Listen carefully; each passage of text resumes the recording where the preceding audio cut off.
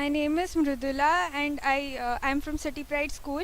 I scored 98 in IT exam. This was the only exam which was conducted online, and yes, of course, we were a bit scared. Like there were questions, many questions, like how would be the format and how should we answer.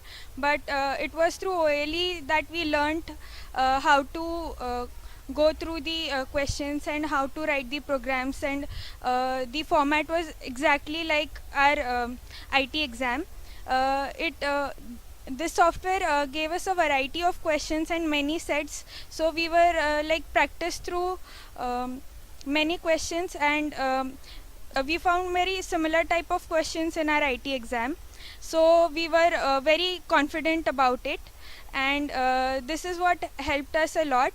We were introduced about this software from our IT teacher, and I suggest that I suggest every school and teacher to go for this software, as it is really helpful, and we get a lot of practice for it, and it reduces our anxiety for the examination. I suggest that every student should go through the textbook regularly and practice a lot of questions every day for 5-10 minutes, and you can use Android apps and Android app, and this software will definitely give you a wide variety of questions, and which will help a lot, and many programs with different difficulty levels.